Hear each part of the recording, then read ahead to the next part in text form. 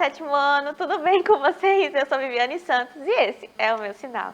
Sejam todos bem-vindos à aula de língua portuguesa, tá certo? Eu tenho aqui no estúdio comigo, me fazendo companhia, duas mulheres maravilhosas e eu já apresento elas, tá certo? Por enquanto eu vou me autodescrever pensando em acessibilidade, como as pessoas podem me visualizar em casa. Eu sou uma mulher negra de cabelos escuros, lisos, curtos, tenho olhos escuros, os óculos arredondados. Estou em pé aqui diante da câmera nos estúdios e hoje eu visto uma calça jeans azul e uma blusa laranja, tá certo? Me acompanhando aqui na aula de hoje eu tenho a nossa querida intérprete Midian. Seja muito bem-vinda, Midian. Ela vai tornar essa aula muito mais acessível. E eu também tenho no chat, conversando com vocês aí em casa e comigo aqui também no estúdio, a professora Adriana Maria. Vamos dar um oi para ela? Olá, pessoal. Como ela falou, eu sou a Adriana Maria, este é o meu sinal. Eu vou me autodescrever também. Eu visto blusa azul, calça jeans preta e tenho cabelo tamanho médio, uso óculos, estou sentada por trás de um computador. É sempre uma alegria poder aqui interagir com vocês, não é? Aqui no chat. E nessa aula de hoje tem muito aprendizado, viu? Então vamos seguindo com essa professora maravilhosa, ótima interpretação. Vamos juntos. Simbora, né? A professora Adriana já fez o merchan aí, né? Já fez a venda do produto, então vamos embora. A aula de hoje é sobre interpretação de texto e também sobre umas figuras de linguagem, que são as figuras de som. Né? A gente tem as figuras de pensamento, as figuras de sintaxe, as figuras de som. A gente vai aprender, a gente vai relembrar, na verdade, como se dá as figuras de som, como a gente consegue percebê-las no texto também, tá? Nós faremos hoje, na verdade, alguns exercícios de interpretação de texto. Então, eu trouxe textos aqui de diferentes gêneros textuais para a gente ir conversando sobre eles, fazendo a interpretação e também percebendo as diferenças entre os tipos de texto, tá certo? Ó, o primeiro desses textos que a gente vai analisar será um poema de Cecília Meirelles. O que será que vem por aí? Vamos embora ler o poema. O título desse poema é Encomenda. Já tem um título interessante, né? Já é alguma coisa que a gente está esperando de uma encomenda. O que será que é? Bora para a leitura do poema. Desejo uma fotografia, como esta, o senhor vê? Como esta, em que para sempre me ria como um vestido de eterna festa. Como tenho a testa sombria, derrame luz na minha testa. Deixe esta ruga que me empresta um certo ar de sabedoria. Não meta fundos de floresta, nem de arbitrária fantasia. Não, neste espaço que ainda resta, ponha uma cadeira vazia. Temos aí um poema de Cecília Meirelles. O que será que ela quis dizer com toda essa construção? A gente sabe que a encomenda é uma coisa que a gente meio que compra, né? E fica lá esperando que chegue pra gente na nossa casa. E a gente também sabe que uma fotografia é um momento estático, né? Que a gente usa uma câmera para capturar ali o momento que aconteceu. Por exemplo, se você está aí em casa e tirar uma foto da TV, agora, né? Você vai capturar esse momento da sua aula. E esse momento fica eternizado na fotografia. Então, a gente vai passo a passo, destrinchando o poema e tentando entender o que é que o eu lírico quer abordar com cada estrofe desse poema, tá certo? O eu lírico do poema de Cecília faz uma viagem na memória por meio da fotografia. Sombrio e soturno, o eu lírico deseja a felicidade gravada na foto, o momento da festa. Então, muito provavelmente, a fotografia a qual o eu lírico se refere no poema é um momento feliz, é um momento de festa, é um momento de felicidade entre as pessoas que estavam ali sendo fotografadas. Então, ele quer recuperar esse momento. Ele quer fazer com que esse momento dure por muito mais tempo. Muito provavelmente porque ele estava em um momento triste e deseja retomar a felicidade que há ali naquela fotografia no momento em que ela foi tirada, tá certo? E qual é a parte do texto que evidencia esse desejo? É logo no comecinho, ó, logo na primeira estrofe, quando ele fala assim, ó, desejo uma fotografia. E até então a gente não sabe como é essa fotografia. E aí ele passa a descrever, né? Como esta o Senhor vê, e claro que a gente não vê a fotografia, a gente só pode imaginar como ela seria, né?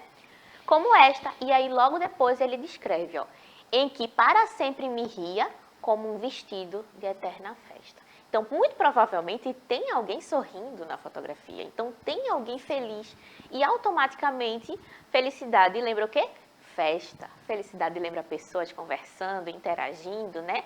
E sendo felizes. Então, a festa é também um sinônimo aqui nesse caso de felicidade, certo? Na segunda estrofe, o eu lírico continua. Como tem uma testa sombria, ou seja, os pensamentos dele estavam sombrios, né? Ele já não conseguia ter muita felicidade no dia a dia. Então, é por isso que ele vai pedir essa encomenda, que é a fotografia feliz. Derrame luz na minha testa. Ou seja, quando eu vejo essa fotografia dessa pessoa sorrindo, ela automaticamente me traz alegria. Porque a gente usa muito luz no sentido de felicidade, de coisa boa, de coisa positiva. Enquanto sombra é usado muito na poesia e no texto literário como alguma coisa que está entristecido, né? Ficando soturno ali. Deixe esta ruga que me empresta um certo ar de sabedoria. Então, na minha testa, ou na testa do eu lírico, tem também uma ruga. Então, a gente consegue perceber que ele já não é tão jovem, né? É uma pessoa que já tem experiência, que já viveu uma vida longa. Ao mesmo tempo que ele não acha isso ruim. Ele acha isso uma coisa boa, porque o tempo vivido, a experiência vivida, trouxe para o eu lírico sabedoria, conhecimento, inteligência emocional, né? Tudo isso. Mas ele busca aí retomar esse momento do passado que é feliz de recordar, tá? E aqui embaixo a gente tem uma explicação do texto. Ó. Ter a testa sombria pode ser uma metáfora para pensamentos pesados ou tristes. O eu lírico pede que a memória feliz derrame alegria na sua testa, ou seja, na sua mente. Ao mesmo tempo, ela reconhece a sabedoria que ganhou ao longo da vida. Então, o eu lírico, ele não acha completamente ruim, ele não acha ruim ter mais idade. O que ele acha ruim é que a testa esteja sombria, ou seja, que a cabeça dele esteja tão entristecida, né, que ele sinta essa tristeza diariamente. Então, essa é o contraponto aí entre os dois elementos. Dessa forma, o eu lírico não busca ser jovem ou retornar aos tempos vistos na fotografia. Ele não busca reviver aquele momento. Ele não está querendo ser transportado para o sorriso que havia na fotografia quando ela foi tirada. Não, ele só quer que a alegria daquela fotografia o contagie novamente, tá certo? E aí o conto, ó, já estou confundindo os gêneros literários, o poema continua. Vamos para a última estrofe, ó, do poema. Não meta fundos de floresta, nem de arbitrária fantasia. Não, neste espaço que ainda resta, ponha uma cadeira vazia. O que isso significa? Bora lá. Quando a gente tira uma fotografia, se eu tirar uma fotografia da professora Adriana, por exemplo, que está aqui no nosso chat, atrás dela tem um fundo, né? No meu também, no meu caso também, ó. Se você tirar uma fotografia minha, atrás tem um fundo. E esse fundo, ele pode ser modificado na fotografia, né? Se a gente tirar uma foto em tela verde, a gente consegue colocar o fundo que a gente quiser. E aí brincar com a imagem. Sendo que o eu lírico de Cecília, ele não quer que o fundo seja alterado. Ele não quer que se coloque florestas atrás desse sorriso. Ele não quer que se coloque um fundo inventado. Ele quer o fundo real, ou seja, aquilo que está sendo vivido. E ele pede que substitua a fantasia por uma cadeira vazia. Isso pode ser um sinônimo de saudade, né? A esperança de ver alguém que se viu, que viveu e que hoje pode ser por algum motivo não está mais com o eu lírico. Então a gente consegue perceber como ela movimenta, né? Na verdade, como o eu lírico movimenta a linguagem no poema para trazer vários significados. Um poema muito curtinho, Sim. mas que carrega muita coisa dentro de si, né? Bora ler o que eu escrevi aqui como interpretação. Ó, na última estrofe, o eu lírico pede que não tente se alterar o contexto das fotos, que não se crie uma falsa realidade. Antes, melhor ficar com o que a imagem tem de legítima, que não se preencha os espaços vazios com coisas e sim com a espera por alguém. Muito provavelmente, alguma saudade ou algum luto que se sentia por alguém e que é representada por essa cadeira vazia que ocupa, que teoricamente poderia ocupar o espaço da pessoa que sorri na foto, tá certo? Para relembrar o que é um poema, texto escrito em estrutura de versos e estrofes, normalmente apresentam musicalidade produzida pela rima das palavras. E a gente tem essa musicalidade marcada no poema de Cecília? A gente tem. Olha nesse estrofe aqui, ó, nessa estrofe. Como tenho a testa sombria, derrame luz na minha testa.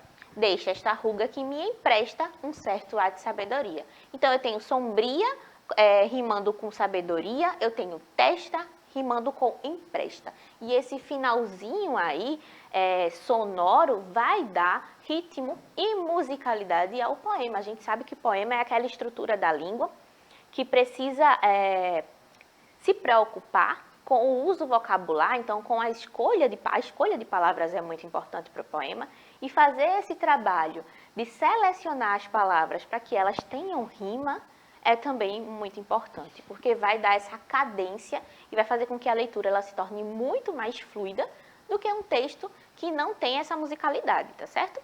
Então, esses finaizinhos aqui, eles são propositais e eles combinam, tá certo? As figuras de som são as responsáveis por esse reconhecimento dessa musicalidade dentro do verso, tá? A gente utiliza as figuras de som justamente para tentar reconhecer o que é no texto escrito uma representação de um som ou a repetição proposital de sílabas, de vogais, de consoantes, para dar esse efeito de musicalidade, tá certo? As figuras de som são a assonância, e aí começam os nomes complicados, né, que a gente não gosta tanto, mas faz parte. Bora lá. Assonância, aliteração, onomatopeia e paronomásia. E agora a gente vai conhecer cada uma delas com paciência, né, professora Adriana? Com certeza. Ó, a primeira de todas é a aliteração. A aliteração é a repetição de sons consonantais. Esse recurso é bastante utilizado em trava-línguas e em ditos populares, né, os ditados populares. Um grande exemplo disso é um trava-língua famosíssimo. Quando a gente pensa em trava-língua, a gente só pensa nele, primeiramente, ó, o rato roeu a roupa do rei de Roma. Por que eu trouxe esse trava-língua que é bem manjado, na verdade, Sim. né? Mas a gente tem o R muito marcadinho aí, ele aparece em quase todas as palavras do dito popular. Então, quando isso acontece, essa repetição exacerbada de uma consoante, seja ela aqui, curiosamente, esse R está marcado no começo de cada palavra. Ó. Rato começa com R, roeu começa com R, roupa começa com R, rei começa com R e Roma também.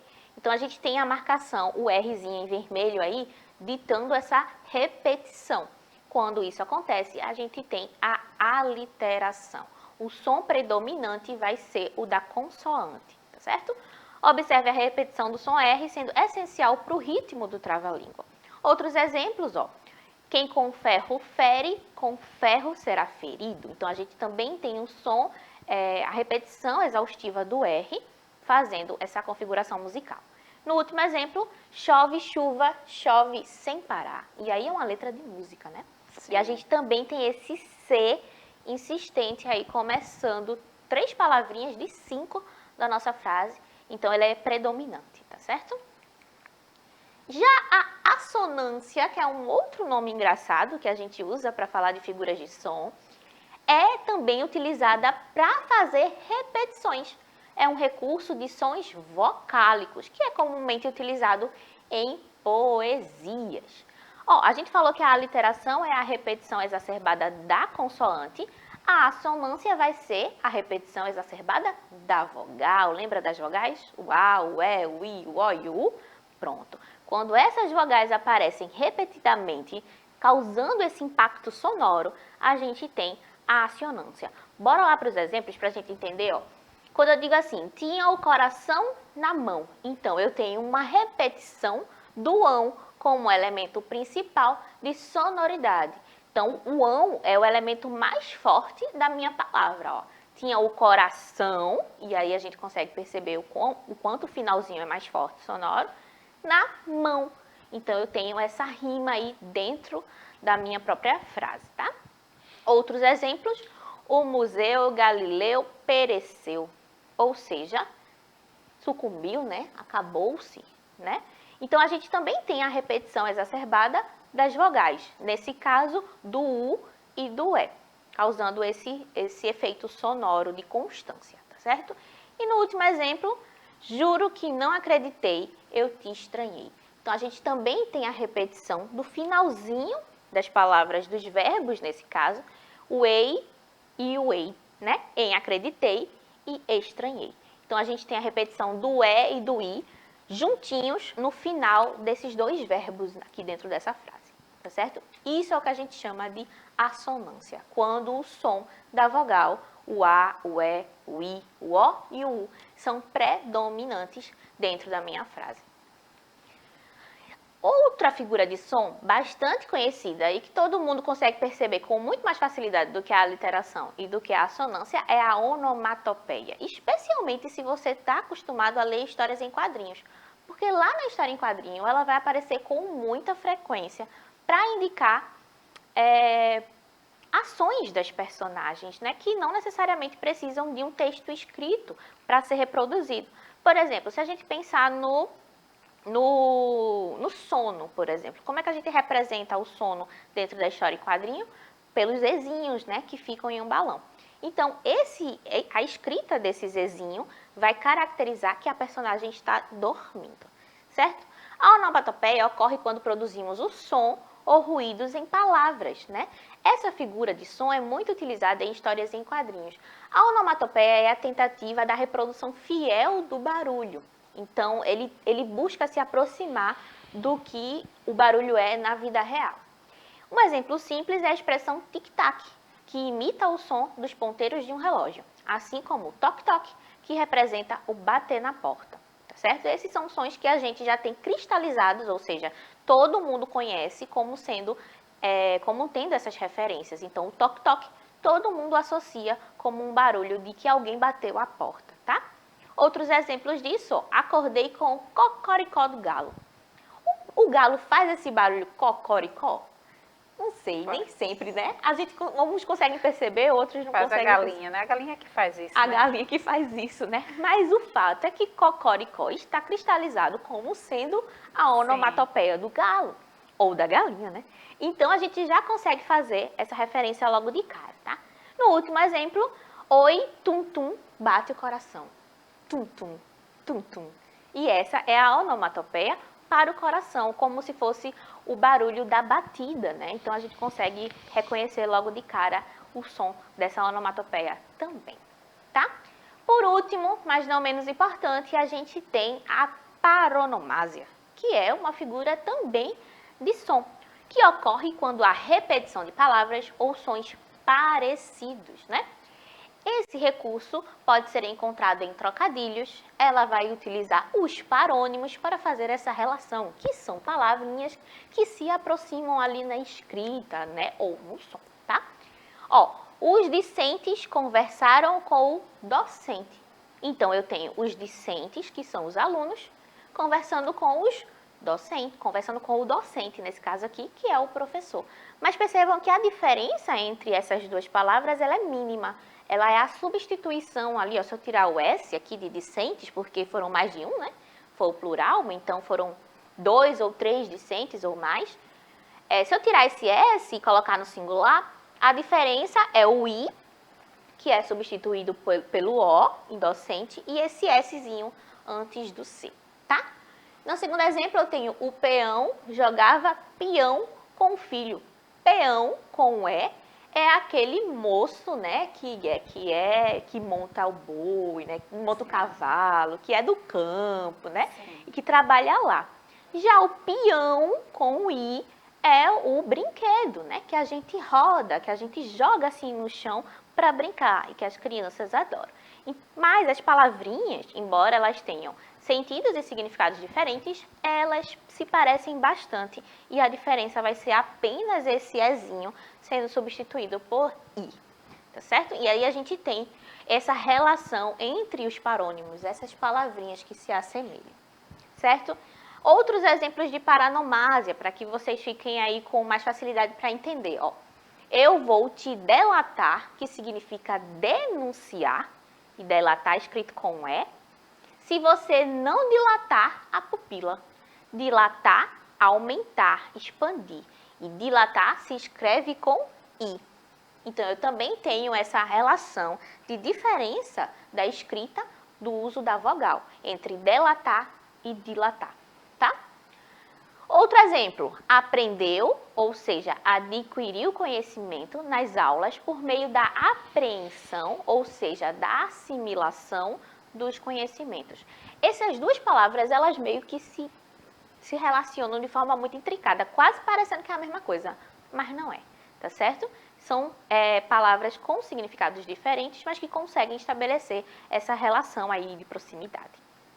Outros exemplos, e aqui a gente já viu o último, né, que foi docente, Vicentes, mas o anterior a gente não viu, ó. José é um cavaleiro, ou seja, José monta o cavalo, né, aquela pessoa que estava na guarda real da fazenda muito cavalheiro, ou seja, José é um cavaleiro da fazenda muito cavalheiro. Cavalheiro é o homem gentio, ou seja, é aquele que é dotado de gentileza para com os outros. Então, a gente também tem cavaleiro com L só e cavalheiro com L e com o H, tendo outra escrita e tendo significados diferentes. Mas essas palavras se aproximam muito em termos de escrita, em termos de fonética, então a gente chama isso de parônimos, tá certo?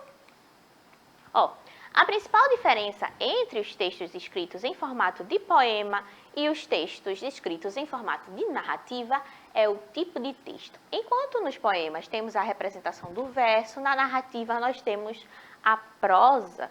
E aí existem essas duas formas de representar a escrita, né? O verso e a prosa. Para nos ajudar a entender a diferença, a gente vai ler agora um trechinho de uma biografia ficcionalizada de Galileu Galilei, disponível lá na árvore do livro, tá certo? E aí você pode fazer a sua leitura individual também. Bora lá para a leitura? Ó, capítulo 1. Na cidade de Pisa, lá na Itália, longe que só, no dia 15 de fevereiro de 1564, nasceu Galileu Galilei. Desde cedo, seus professores ficaram impressionados com a sua inteligência, sua habilidade com as mãos e sua imaginação fértil para inventar máquinas. Seu pai, o Vincenzo Galilei, era compositor e matemático respeitado. Mas apesar de ser um homem de cultura, Vincenzo não gostava que seu filho perdesse tanto tempo lendo livros de matemática, pois achava que só a medicina daria ao filho um bom futuro, com prestígio e com conforto.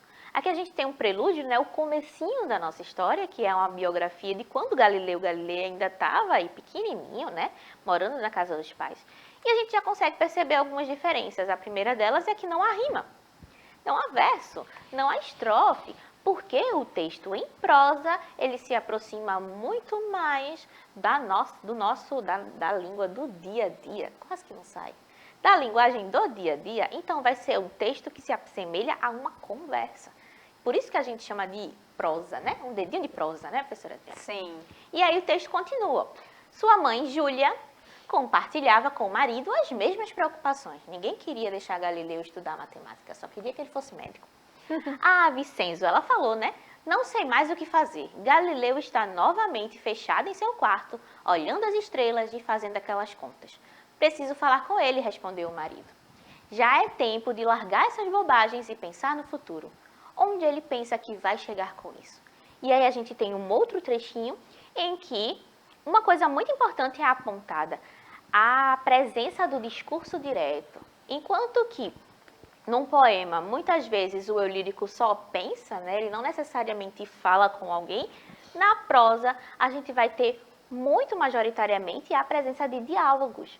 E esses diálogos, eles vêm estruturados com essa marcação aqui, ó, do travessão, ou ela pode vir sendo marcada pelo uso de aspas.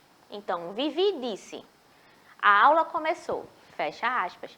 Isso é o que a gente chama de discurso direto, tá certo? Então, essas são as principais diferenças entre um texto escrito em prosa e um texto escrito em verso, como a gente viu aqui. Outras coisas também daria para falar sobre a biografia do Galileu Galilei, mas a gente está sem tempo, professora Adriana. tempo da gente voa, né, Acabou-se Vivi? a aula. Pois é, menina. Então, eu já vou me despedindo por aqui. Eu falei no início que a aula seria maravilhosa e foi, não é, pessoal? Então, revisem quantas vezes quiserem, tá? Porque realmente ela manja de interpretação. Oh, meu Deus. Beijo no coração de vocês.